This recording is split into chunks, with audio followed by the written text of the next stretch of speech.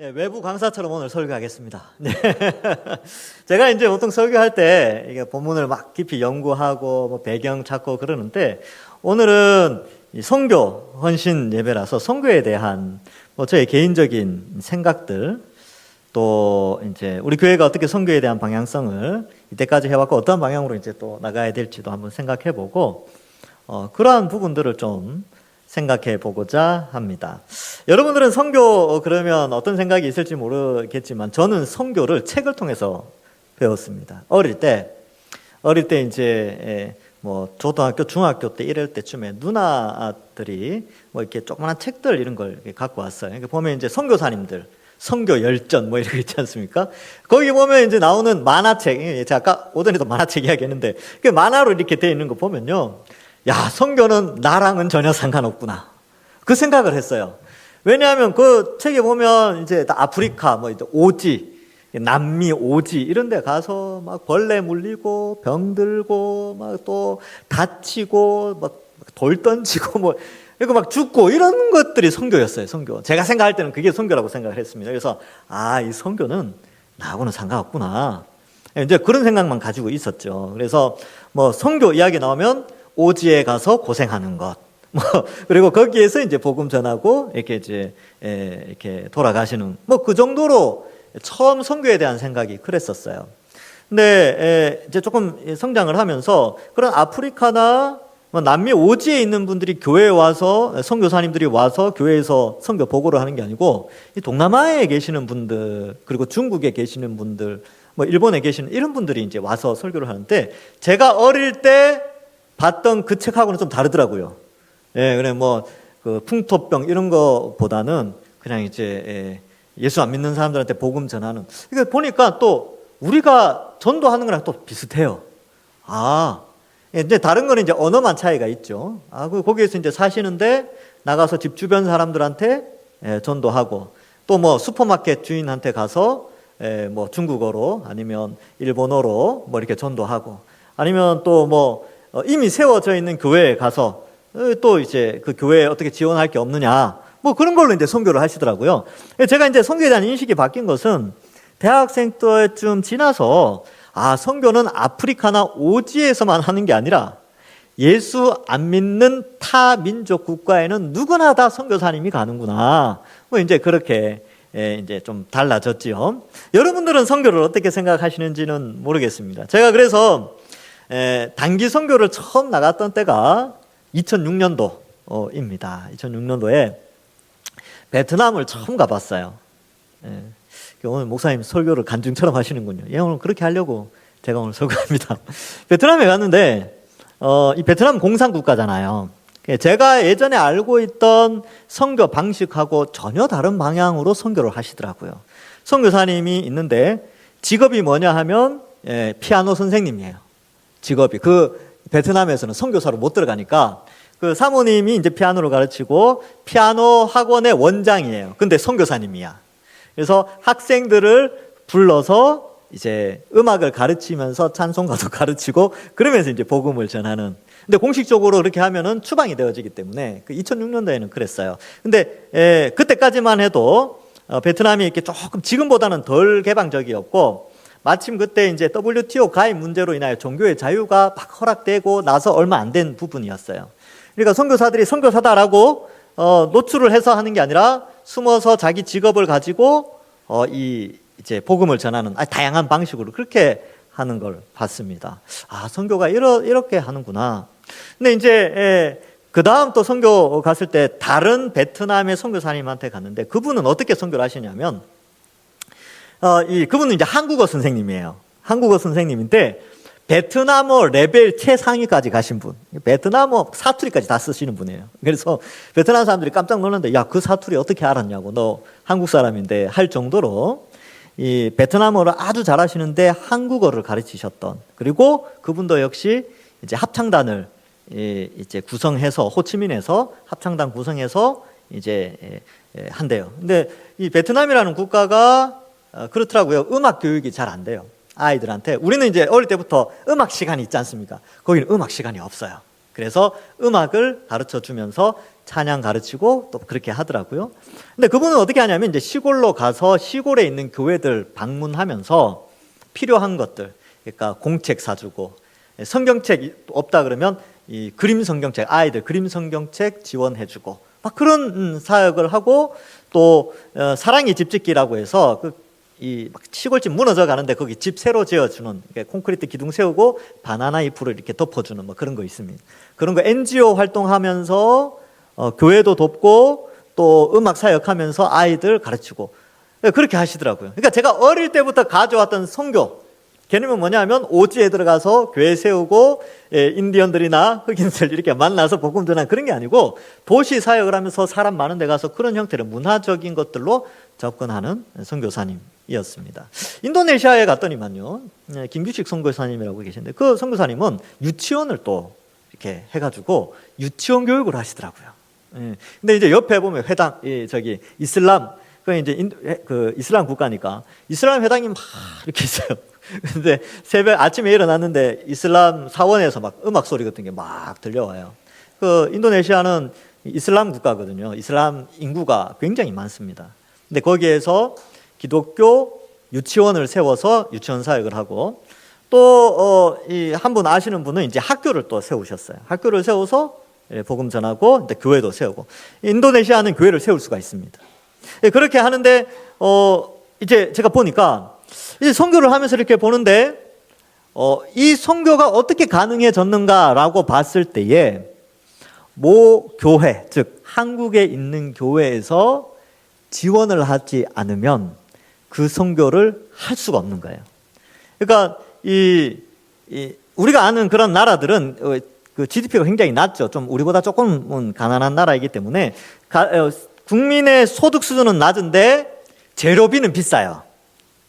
그러니까 뭘 하려고 해도 돈이 없어서 못 하는 거예요.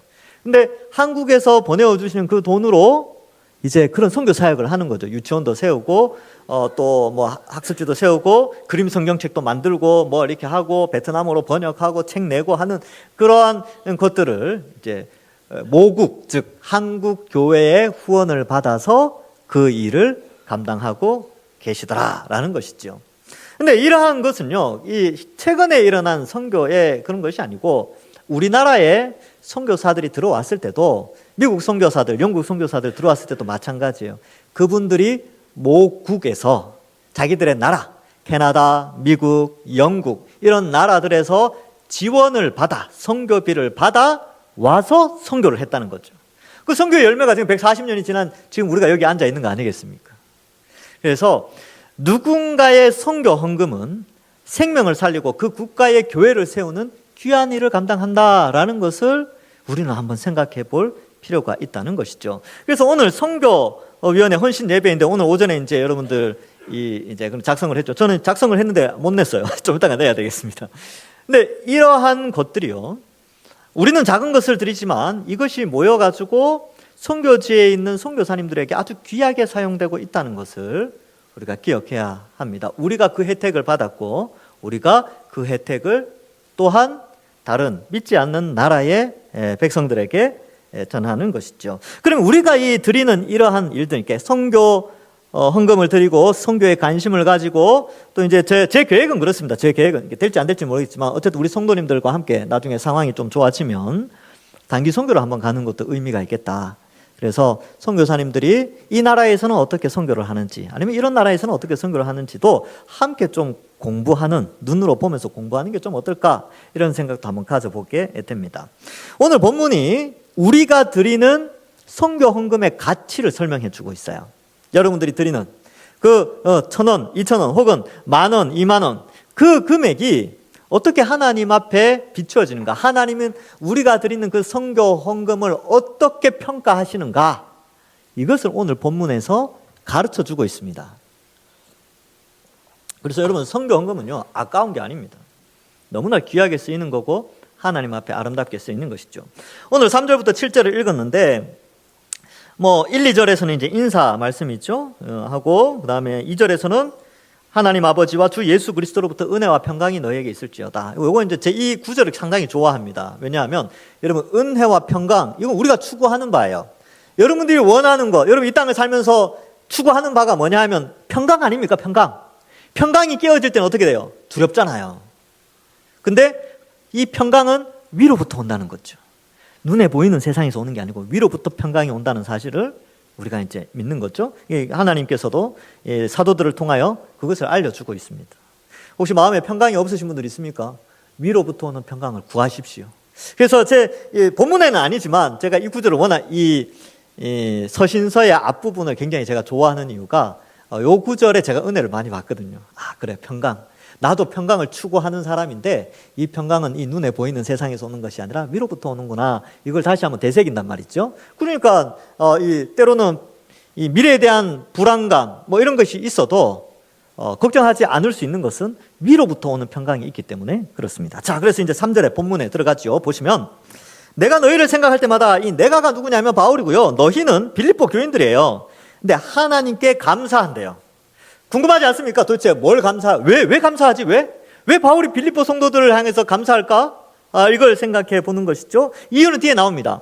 감사하면서 또 한 가지를 더 해요. 두 번째는 간구한다라고 표현하고 있습니다. 그래서 바울은 빌립보 교회를 통하여 감사와 또 간구, 기도를 하고 있구나. 그런데 기쁨으로 기도한다. 이것을 말합니다. 그러면 바울이 기뻐하는 것은요, 결국 그 기쁨이라는 것은 성경을 통해서 우리에게 주는, 우리가 추구하는 기쁨, 혹은 우리가 어떠한 행동으로 말미암아 누군가가 기뻐할 수 있구나. 근데 그 기쁨이 여기에서는 사도지만 하나님이 기뻐하시는구나. 그러니까 바울이 기뻐하는 것은 하나님도 기뻐하시잖아요. 맞죠? 네, 그렇겠죠. 그래서 뭔가 감사하고 기도하는데 그것이 하나님의 기쁨이 되어지고 교회를 세운 리더자, 영적인 지도자의 기쁨이 되어지는 그 무엇인가를 지금 말해 주려고 한다는 거예요. 그래서 서론이 조금 있지만 바울이 교회를 향해서 참 감사하다. 그리고 내가 너무 기뻐서 기도한다. 라는 것이죠. 그럼 그게 뭘까? 바로 5절에, 여러분 5절 시작할 때 너희가 이렇게 시작하는데 영어 번역본에 보면 제가 가진 ESV 버전에는 because 이렇게 시작합니다. 내가 왜 감사하는지, 내가 왜 기도하는지, 내가 왜 기뻐하는지 이유를 설명해 줄게. 왜냐하면 하면서 5절이 나온다는 거예요. 5절. 자, 그래서 5절에서 문장이 끝나는데 결론이 뭐냐 하면 너희가 첫날부터 이제까지 복음을 위한 일에 참여하고 있기 때문이라. 이제 이유가 나오죠. 복음을 위한 일에 참여하기 때문에 그렇습니다. 그러면 이 첫날부터라는 게 뭐냐 하면 사도 바울이 빌립보에 복음을 전하는 그날부터, 빌립보에 언제 복음을 전했냐면요, 원래 아시아에 이렇게 있다가 환상 중에 건너와서 우리를 도우라 읽어보셨죠? 그렇죠? 건너와서 우리를 도우라. 그런데 원래는 바울이 가려고 했던 경로가 있는데 그 경로로 가지 않고 이게 하나님의 계시구나 라고 해서 배를 타고 빌립보 지역, 이 마케도니아 지역으로 건너갑니다. 여러분, 그래서 그 유명한 그 학자죠, 하여튼 토인비인가요? 하여튼 누가 그랬어요. 바울이 빌립보 교회를 위하여 배를 타고 빌립보로 가는 그 배에는 유럽의 문화가 실려 있었다. 이렇게 표현해요. 그러니까 뭐냐면 바울이 그 빌립보에 감으로 말미암아 빌립보가 유럽의 그 도시거든요. 유럽 지역이거든요. 마케도니아가. 그래서 이쪽 이제 지금의 터키 땅을 보면 동과 서로 나누는데 동쪽은 아시아에 속해요. 근데 서쪽은 유럽에 속하거든요. 지금 바울이 빌립보로 갈 때는 지금의 지명으로 하면 동쪽 터키에서 서쪽 터키로 배를 타고 가는 거죠. 근데 대륙으로 보면 아시아에서 유럽으로 가는 겁니다. 그래서 유럽의 문화를 싣고 갔다. 근데 복음을 들고 처음 유럽 땅에 발을 밟았는데 거기가 어디냐 하면 빌립보였어요.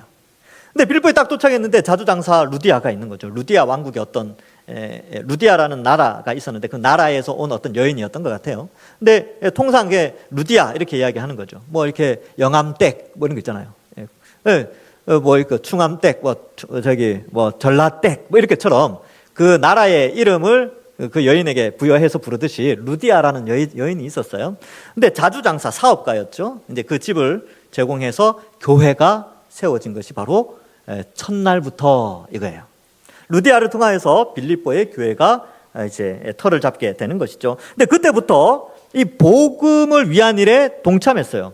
그래서 빌립보에서 복음을 전할 때 빌립보 교인들 루디아를 포함해서 또 감옥에 갇혔죠. 감옥에 갇혔는데 막 바울과 실라가 찬송해서 막 해서 귀신 들린 여종 막 풀어주고 하면서 막 그런 일이 있죠. 그래서 루디아도 있었고요. 귀신 들린 여종도 있었고 나중에 간수가 해결을 해요. 다 빌립보 교회 성도들입니다. 그러니까 이러한 바탕으로 교회가 성장해 나갔던 것이죠. 근데 그때마다 빌립보 교회는 바울에게 복음을 위한 일에 참여하게 됩니다. 이 참여하다라는 단어가 저는 이 빌립보 전체에서 이 단어가 굉장히 중요하다. 사실 빌립보 전체의 주제는 복음에 합당한 삶을 살라라는 것인데 이 복음에 합당한 삶 가운데 이 참여라는 단어가 중요해요. 이것을 헬라어로 바꾸면 코이노니아 이렇게 됩니다. 너희가 복음을 위한 일에 코이노니아 했다. 이 코이노니아가 뭐냐 하면 서로 교제한다라는 의미도 있고 나누어 준다라는 의미도 있습니다. 복음을 위한 일에 문맥상 너희가 많은 나눔을 하였다라는 것이죠. 자, 그래서 왜 감사하고 기뻐하고 간구하느냐? 이 빌립보 교인들이요, 바울이 복음 전하는 일에 그것이 마치 자기 일인 양 같이 참여하고 복음을 선교 사역하는데 물질로도 많이 후원을 했기 때문에 그렇습니다. 그래서 이 빌립보서 전체의 주제가 이 코이노니아예요. 코이노니아. 근데 이 코이노니아의 의미 가운데는 이런 게 있어요. 복음을 위해서 위한 일에 참여했다라고 돼 있죠. 이거 단순히 이거를 경제적인 지원 이것뿐만 아니에요. 2장과 3장에서 어떻게 나오냐면 2장에서는 복음을 위하여서 이들이 연합을 해야 된다. 복음을 위한 일 중에 하나가 뭐냐 하면 너희가 다투지 말고 연합해야 된다는 거예요. 연합. 그래서 교회 안에 빌립보 교회 안에 이제 다툼이 있었어요. 이게 사장에 가면 뭐 요니아와 순두개 이런 이름이 나오죠. 근데 그런 다툼에서 아니 그 다툼은 복음을 위한 길이 아니야. 복음을 위한 참여, 코이노니아는 바로 연합하는 것. 그리스도의 낮아지심으로 말미암아 너희가 연합하는 거야 라고 2장에 나와요. 2장에. 그래서 우리가 한 몸, 한 공동체라는 것을 굉장히 강조하고요. 또 복음을 위한 사역, 이 복음에 참여하는 것이 3장에도 나오는데 이 3장에는 뭐냐 하면 복음을 방해하는 세력, 복음을 변질시키는 세력, 그들이 들어왔을 때 두려워하지 말고 그들을 이단들 있죠. 이렇게 분별해내서 복음이 위협받지 않도록 하라. 그래서 3장에서는 이런 내용들이 나와요. 유대주의도 나오고 뭐 이렇게 여러 가지 이단 사상들이 등장하게 됩니다. 그리고 4장에 가서 우리가 아는 이런 코이노니아 나눔 이것이 나오는데요. 4장에 가면 여러 가지 권면이 나오지만 뒷부분에 가서 빌립보 교인들이 선교 헌금을 한 것에 대해서 굉장히 칭찬합니다. 빌립보서 4장 16절에 보면 데살로니가에 있을 때에도 너희가 한 번뿐 아니라 2번이나 나의 쓸 것을 보내었도다. 빌립보에 있다가 데살로니가로 이동을 했어요. 그런데 빌립보 교인들이 이 바울에게 데살로니가에 오래 안 있었어요. 몇 주밖에 안 있었습니다. 3주인가 그래요. 근데 2번이나 데살로니가하고 빌립보하고 좀 가깝거든요. 그러니까 선교 헌금을 2번이나 지원한 것이죠. 그러니까 그 일을 이야기하면서 기뻐하고 감사하고 기도하고 있는 것입니다. 그럼 여러분들 우리가 생각해 보는 거예요. 여러분들 이제 선교 헌금을 이제 해마다 하시는 분들 있고 안 하시는 분들도 있는데 잘 생각해 보세요. 여러분들이 이러한 선교 헌금을 작은 금액이라도 할 때에 그것이 전달되어져서 복음이 전파되는데 쓰임을 받는다면 누가 가장 기뻐하겠습니까? 하나님이죠. 하나님이 제일 기뻐하십니다. 금액이 많고 적금의 문제가 아니라 우리가 복음을 위한 일, 그 사역에 함께 한다는 게 의미가 있는 것이죠.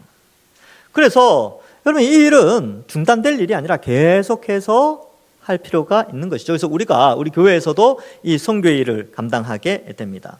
그래서 제가 이제 주보를 이렇게 봤어요. 우리 교회는 어떻게 선교에 이제 쓸 것을 복음을 위한 코이노니아에 동참하는가라고 했을 때 파송 선교사 4분이죠. 캄보디아 김재호 선교사님, 인도네시아 최동식 선교사님, 일본의 천수경 선교사님, 태국의 박세혁 선교사님. 후원 선교사로는요, IT 공화국의 김영화 선교사님.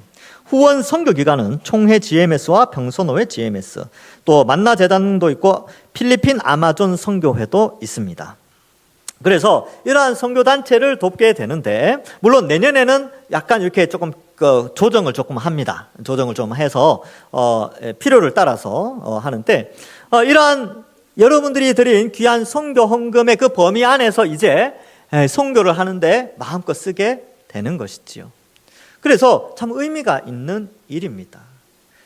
그래서 우리가 이제 작정을 하는 것이죠. 하나님이 기뻐하시는 일이고, 자, 뒤에 본문에 보시면 어쨌든 이것 때문이라, 내 감사하고 간구하고 기뻐하는 이유가 이것 때문인데, 6절에 보시면 너희 안에 착한 일을 시작하시니가 라고 돼 있죠.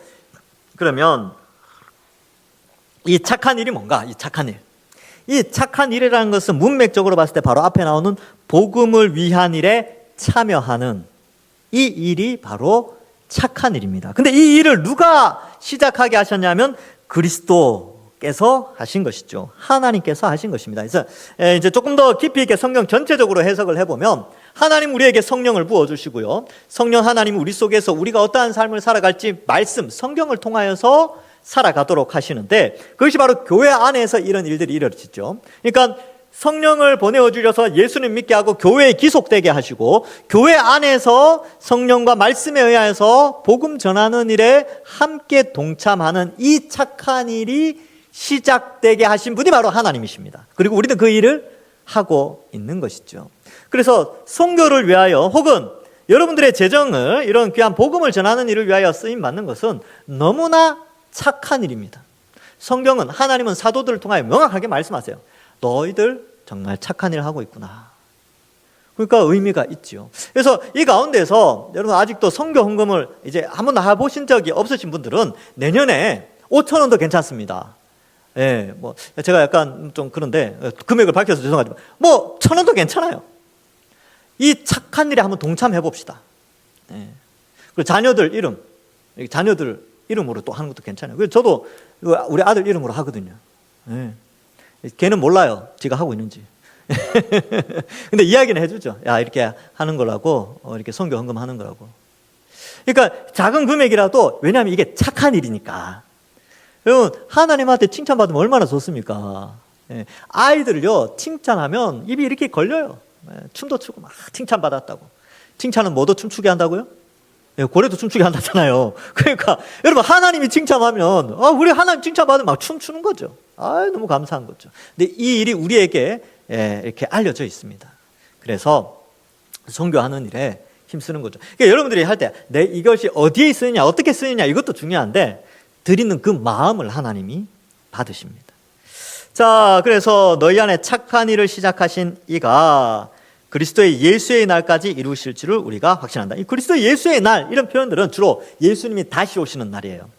그러니까 지금 첫날부터 예수님 다시 오시는 날까지 너희가 복음을 위하여 동참하고 사역하는 이런 것들이 계속 이루어져서 바로 너희가 서로 연합하고 또 교회를 든든히 세우기 위해서 세상 문화나 이단들의 공격을 막아내고 또 서로 격려하고 연합해서 또 선교하는 일에 애쓰고, 이런 착한 일들을 그리스도가 재림하실 그날까지 하나님께서 온전히 이루어 주실 줄 믿는다, 확신한다 라고 표현하고 있습니다. 이 확신은 우리를 통하여서도 이미 이제 증명되어지는 것이죠. 바울은 그랬어요. 빌립보 교인들이 지금 귀한 선교 사역에 동참하고 있는 이 일은 주님 오실 때까지 이루어질 거야 라고 확신한다는 거예요. 근데 어떻습니까? 맞잖아요. 우리 지금 어때요? 선교하지 않습니까?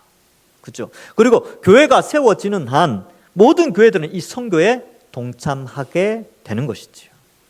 대부분의 교회들을 보면 다 그래도 파송은 하지 못하더라도 후원하는 선교사님들은 다 있어요.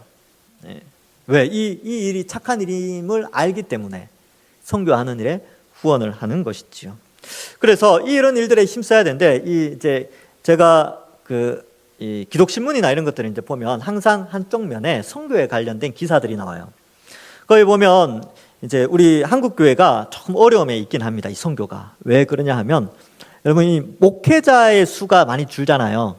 그 아세요?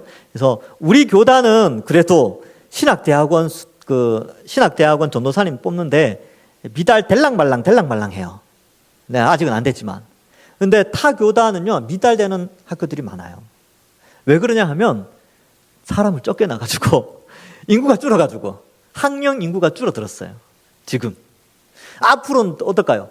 더 줄어듭니다. 자, 그렇다면 목회자의 수가 줄어든다는 것은 또 무슨 수가 줄어든다는 거냐면 선교사님들의 수가 줄어든다는 거예요. 그래서 지금 선교주도 약간 비상입니다. 어떠냐면 다음 이어받을 선교사가 없다는 거예요. 지금 저보다 나이 많은 선교사님들 이렇게 연락해서 받아보면 후임 선교사가 없대요.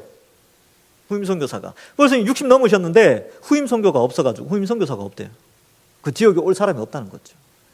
그러니까 이런 어려움도 있구나. 그럼 어떻게 해야 되겠습니까? 한국교회가. 물질도 보내야 되지만 기도도 해야 됩니다. 그리고 신학대학원을 위해서 또 선교사님들이 많이 일어날 수 있도록 또 기도해야 되겠죠. 근데 또 저는 그걸 그렇게 생각을 해봅니다. 그래, 이제 한국교회에서 배출할 수 있는 신학생들 혹은 선교사님들은 한계가 있다. 왜? 인구가 줄어들었으니까. 그렇지만 하나님의 선교는 멈추지 않죠.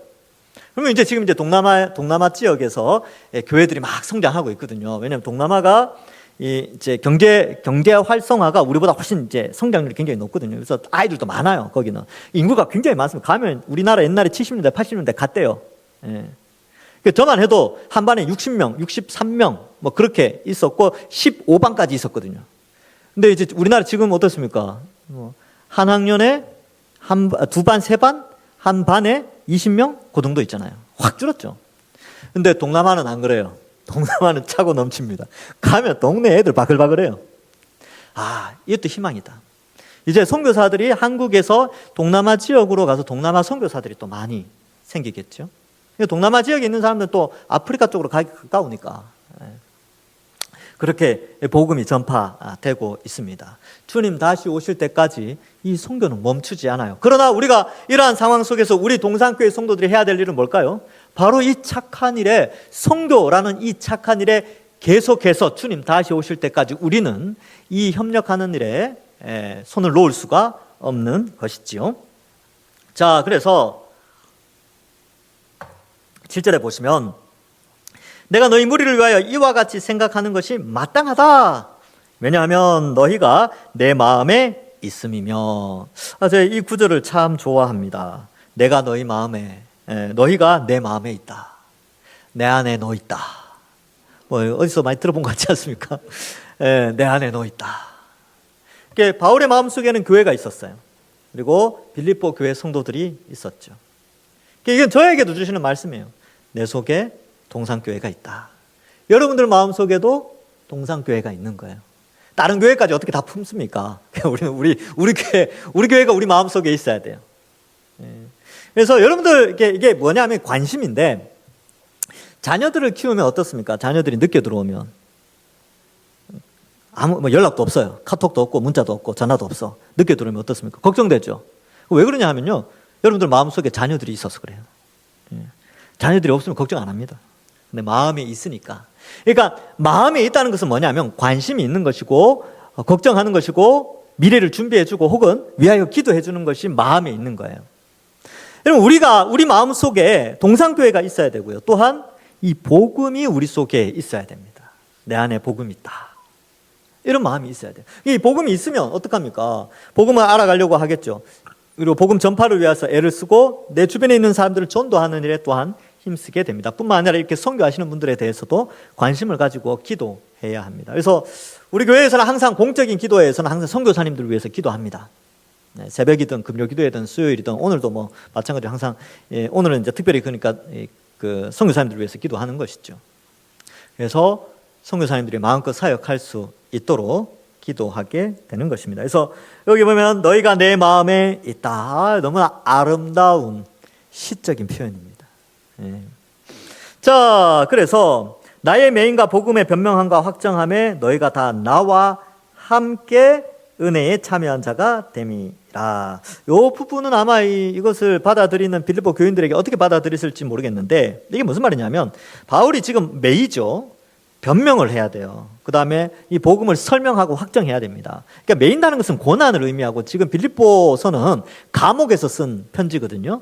지금 감옥에서 이걸 쓰면서 나의 매임, 그리고 이 내가 매여 있는 이유는 복음을 변명을 해야 되니까, 그리고 복음의 그 확정된 진리를 가르쳐야 되는데, 이 어려움이 있지만 너희가, 빌립보 성도들이 너희가 다 나와 함께 은혜에 참여한 자가 됐다, 이렇게 표현하고 있어요. 이게 뭘 의미하느냐 하면 너희도 똑같이 복음을 위하여 매이거나 변명하거나 확정하는 일에 같은 선상에 있다는 것입니다. 근데 그들이 그런 같은 선상에 있다라는 것의 첫 번째 증거가 뭐였냐면 바로 선교 헌금을 이 바울에게 보낸 것이지요. 그래서 빌립보라는 도시는 굉장히 컸습니다. 그래서 특별히 거기 구성원들 보면 사업가가 있었잖아요. 자두장사, 루디아 사업가가 있었어요. 그런데 가난한 사람도 있었죠. 귀신 들린 여종, 종, 노예 계급도 있었어요. 그리고 공무원도 있었어요. 간수가 회개하잖아요. 주 예수를 믿으라 그리하면 너와 내 집이 구원을 받으리라. 이거 유명한 구절인데 그 간수한테 이야기한 거예요. 빌립보 감옥 간수한테. 그러니까 이러한 구성원들, 다양한 구성원들이 한 그 복음에 대한 참여함, 이런 것들을 나타내고 있는데 그들이 다 바울처럼 이제 복음을 전하기 위해서 고난을 당하고 복음의 변명함과 확정함에 함께 하게 된다는 것이죠. 그래서 하나님이 오늘 본문에는 나오지 않는데 29절에 보면 그렇게 나와 있어요. 그리스도를 위하여 너희에게 은혜를 주신 것은 다만 그를 믿을 뿐만 아니라 그를 위하여 고난도 받게 하려 함이라. 이렇게 표현하고 있습니다. 왜냐하면 복음을 위하여 살아간다면 이 고난은 피할 수 없거든요. 그래서 너희도 나의 매임에 함께 참여한 자가 됐다. 근데 그 매임에 참여하는 것이 은혜래요. 은혜에 참여하는 것이다. 이렇게 표현하고 있습니다. 그러면 여기서 한번 생각해 볼 수 있는 것이 뭐냐면 어떤 원리가 있냐면 우리가 복음을 전하는 일에 복음을 전하거나 복음을 전하는 선교사님들이나 전도자들 위해서 전도 헌금이나 선교 헌금을 내는 이 참여하는 일에 이 고난이라는 것이 있는데 이 고난이 뭐냐 하면 은혜래요. 은혜로 고난을 주신다는 거죠. 그래서 29절에 보면 그 내용이 나왔죠. 은혜를 주셨는데 그 은혜를 두 가지로 설명해요. 첫 번째는 믿음. 지금 새벽에 로마서 하는데 오늘 새벽에도 그 이야기했어요. 우리가 가진 믿음은 하나님의 은혜다. 은혜라는 것은 자격이 없음에도 불구하고 거저 주시는 선물인데 은혜가 우리에게 주어졌는데 이게 선물이에요. 선물. 여러분 예수님 믿게 된 게 선물이래요. 얼마나 감사합니까? 선물을 그냥 공짜로 받았어요. 공짜로. 선물 공짜로 받고 싫어하는 사람 아무도 없습니다. 그렇죠? 얼마나 좋습니까? 그런데 또 하나의 선물을 주셨대요. 고난. 복음을 위한 고난이 선물이랍니다. 이게 왜 선물이 될까 생각해봅니다. 이게 왜 선물이지? 이 고난인데. 근데 이 고난의 이 선물을 받고 그 복음을 위해 고난에 동참한 자들은요, 열매를 맺어요. 예수님은 오셔서 뭐라고 했냐면 너희 재물을 하늘에 쌓아라. 너희가 나의 길을 따라와라. 그리고 내가 가는 길은 좁은 길이다 그랬죠. 좁은 길. 근데 천국에 너희를 위한 집이 있고 상이 있고 상급이 있으며 보배가 있다. 그래서 빌립보서 4장 19절에도 이런 말씀이 나와요. 나의 하나님이 그리스도 예수 안에서 영광 가운데 그 풍성한 대로 너희 모든 쓸 것을 채우시리라. 이것은 현재적이기도 하지만 미래적이기도 합니다. 그래서 바울은 어떻게 기도하냐면 너희가 나를 위해서 그렇게 재물을 선교 헌금을 보냈구나. 내가 어떻게 기도하냐면 너희 보낸 그것보다 훨씬 많이 하나님께서 채워주시기를 내가 기도한다 라고 말하는 것이죠. 저도 마찬가지입니다. 여러분들 선교 헌금을 하실 때 또 혹은 어떤 예물을 드릴 때마다 하나님 이것보다 1000배, 10,000배로 우리 성도님들 좀 잘 더 부유해졌으면 좋겠습니다. 이건 성경적인 거예요. 왜냐하면 여기 바울도 그렇게 기도했거든요. 어떻게 해요? 모든 쓸 것을 채우시리라 이렇게 기도했기 때문에 저도 얼마든지 그렇게 기도합니다. 여러분들이 드린 선교 헌금, 기타 헌금들 다 하나님께서 그 이상으로 가득 채워주시길 소망합니다. 그래서 이러한 것들을 볼 때에 하나님은 우리에게 오늘 본문 말씀을 통하여 우리가 복음을 위하여 선교를 위하여 참여하는 이 귀한 예물에 참여하든지 복음을 전하든지 하는 일은 너무나 착한 일이고 그것은 하나님 주신 은혜요. 때로는 그것이 내게 경제적인 손해가 있기 때문에 고난처럼 여겨진다 할지라도 그것이 은혜의 선물이고 그 은혜의 선물로 말미암아 우리에게 주어질 혜택은 어마어마하다는 것을 또한 말씀해 주고 있습니다. 말씀을 맺습니다. 여러분, 오늘 선교를 위한 착한 일이라는 제목을 붙였습니다. 여러분, 착한 일에 함께 동참합시다. 이미 하고 계시니까 잘하고 계십니다. 누가 기뻐하시냐면 하나님이 제일 기뻐하세요. 그래서 함께 동참하면서 내년에도 우리 선교사님들 잘 돕고 또 다양한 이제 앞으로 이 지금까지 해왔던 선교 방향도 있지만 또 다른 형태, 또 다른 상황으로 또 지원할 수 있는 그런 부분들도 좀 생각하면서 또 교회 형편에 맞게 또 너무 또 이렇게 오버가 되면 안 되니까 교회 형편에 맞게 이 선교하는 일에 힘써서 하나님이 우리 동산교회 보실 때, 야, 너희들 참 착하구나. 너희 안에 착한 일을 행하신, 우리 안에 착한 일을 행하신 성령 하나님께서 우리에게 이런 선한 일을 주셨는데 나중에 우리 동산교회가 착한 교회로 빌라델비아 교회나 서머나 교회처럼 칭찬받는 그러한 교회 되기를 또 이미 그러한 교회이지만 더욱더 그런 칭찬이 넘치는 우리 동산교회 되기를 주님의 이름으로 간절히 축원합니다. 기도하겠습니다. 하나님 아버지 은혜를 감사합니다. 우리를 사랑하시고 축복하여 주셔서 선교라는 이 귀한 착한 일에 동참하게 하시고 복음을 위하여 코이노니아 할 수 있는 은혜를 더하여 주시니 감사합니다.